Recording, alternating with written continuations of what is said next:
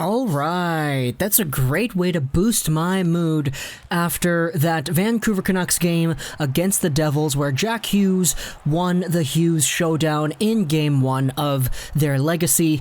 And a nice way to boost my morale indeed watching this Montreal Canadiens game against the St. Louis Blues. Now, the video I made just before my Jack Hughes versus Quinn Hughes video was a video talking about the Vancouver Canucks defeating the St. Louis Blues. That was from Thursday night. Now, the St. Louis Blues have lost again, this time to Montreal, in a game that honestly was not as lopsided as the score may suggest. This one was a competitive battle throughout. This one was a legit hockey game where both of the teams were involved, both of the teams had their chances. It's just that Montreal had a lot more pucks go into the net than the St. Louis Blues did.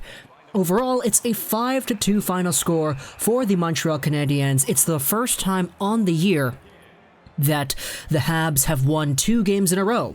So awesome to see that for Montreal. Awesome to see Carey Price get the W. Overall, this one was met with a little bit of controversy too, especially at the very beginning of the game. Yoel Armia was actually taken out for an injury, and Jordan Weal was a last-minute replacement for Armia into the lineup. Now, Habs fans, we know how important Armia is to this team. Power play, penalty kill, he plays all of that, and he's a pretty darn good player in those positions. So to see him go out with an injury definitely was a shot to the morale. But it's okay, because Jordan Weal started things off 5 minutes into the first period with a power play goal. Yes, that is right, the power play strikes again for the Montreal Canadiens. This one's some pretty good cycling, nice control on the puck. It's sent towards the net. Domi, he cuts through the crease and he sends it right into the slot.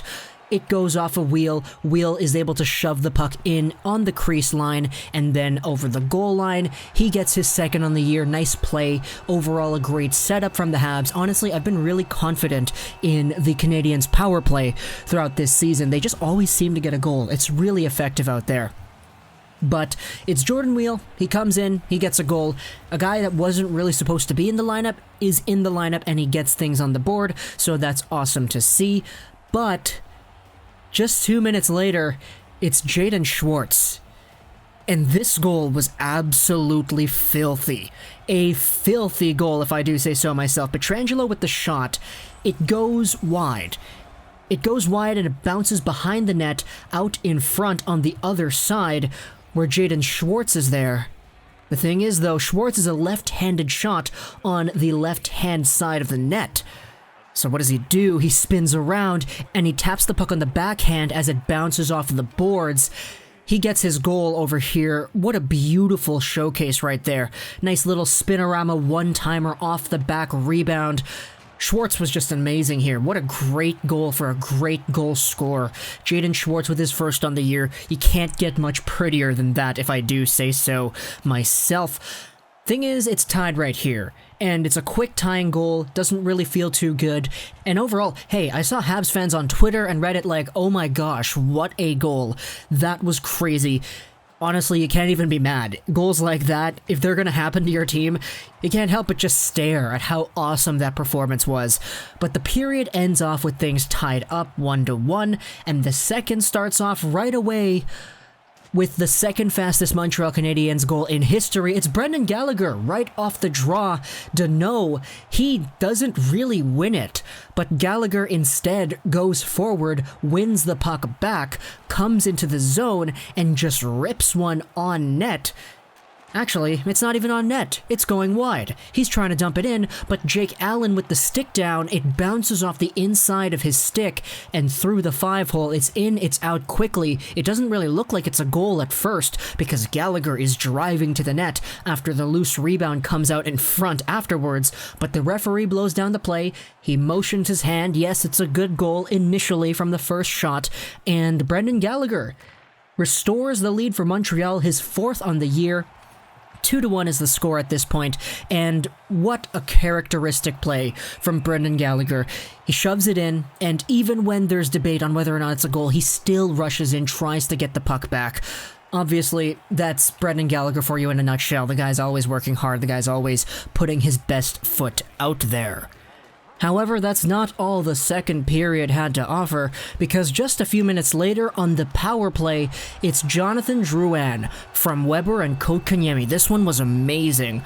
Oh my goodness. The power play still doing their thing. The power play still with that cycle. It looks great. It's effective. And Drouin is the guy who sends it over to Weber at the high slot. He finds Kotkaniemi on the left side. Kotkaniemi, just like in the video game, goes wing to wing, right through the crease, over to Drouin for a one-timer on one knee, up and over Jake Allen. What a beautiful goal. Beautiful, beautiful. Third goal on the year for Jonathan Drouin, and Kotkaniemi's first assist. Yeah, it took him a while to get an assist on the board, but hey, Kotkaniemi is finally there. It really helps out my fantasy team to see him getting those points. But what a crazy setup. Kotkaniemi and Drouin, two amazing players feeding off of each other. Drouin with the amazing snipe on the 1T. That was beautiful. I can't stress that enough. Schwartz's goal was awesome on an individual effort, but this goal was just a great power play marker for the team in general. Then, give it 8 more minutes, and it's Nick Suzuki from Thompson and Cousins. Nick Suzuki gets his second goal on the year, and this one was a pretty nice play too. It's fed out right in front from Nate Thompson, who's squeaking into the corner down there, and Nick Suzuki has the puck, he shoots the puck, it's in, a nice clear opportunity for Suzuki in the slot, gets him on the board for his second on the year. The score right now, it's 4-1 Habs, and for the most part, it looks like it'll stay that way for a while. Now, as I said, the Blues did get their opportunities in. They were a really solid team in this game, it's just that the Habs had a few goals that slipped in by their goaltender. But overall, it was a matchup that was pretty tight. And going into the third period, you could really see the pressure picking up for the St. Louis side of things, especially towards the latter half.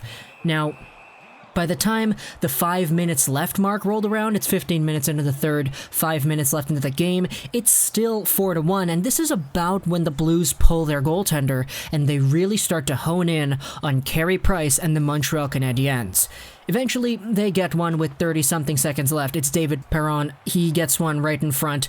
Carey Price is not happy about it. Cousins isn't happy about it, but the Habs, up until that point, they did a really good job shutting down the play and actually forcing the puck into that St. Louis zone with the empty net. In fact, there was an opportunity for Carey Price to actually shoot it into the empty net. There was a chance where the puck was played behind the goal line, and Carey Price took it. He was alone, and he was alone for quite some time, and you saw it. He looked at the empty net. He kind of got ready in shooting position, but instead he elected to play it off to the guy on the side and not risk the icing call. He could have had a shot if he really wanted to. I was kind of rooting that he would do that, but eventually he doesn't. But then the Habs play a really smart game. They pull out those unselfish plays, they pull out those time-consuming plays. They play it up into the red line, then they dump it in, then they go for the chase, they pin it against the boards. They're doing a really good job killing time. And they tried to go for the empty net too. It happened once in a while, but it didn't actually happen until after Perron scored that goal on Carey Price. After that, it's 4-2. The Habs are disappointed, you could see it in their faces. But then it's Shea Weber. He gets the puck just inside the Canadiens' blue line, and he absolutely just rips it. He takes no time. He looks, he shoots. It's in dead on, right dead center, and yeah, he gets him back up. At this point, it's 5-2, and Weber doesn't even look happy that he scored the goal. He's just got that, what are you going to do about it kind of look on his face. So yeah, Weber, he's now up to a goal on the year. It actually took a while for him to get on the scoreboard, but nevertheless, you'd rather have him here than not here. He's got a goal on the year, it's unassisted, and the game ends with a 5-2 final score. And 2 St. Louis Blue games in a row I'm technically covering here because they just lost to the Canucks and now they just lost to the Habs. Overall, a really good effort by the Blues in this one against Montreal, but unfortunately, Carey Price was just Carey Price. He made some really good saves at some key opportune times in the game. There was one where he just did the full-on windmill glove save, a vintage Carey Price save right there. That was awesome to see. But overall, it's a Montreal win, and this one feels pretty good. Hope you enjoyed this video, /9, and bye.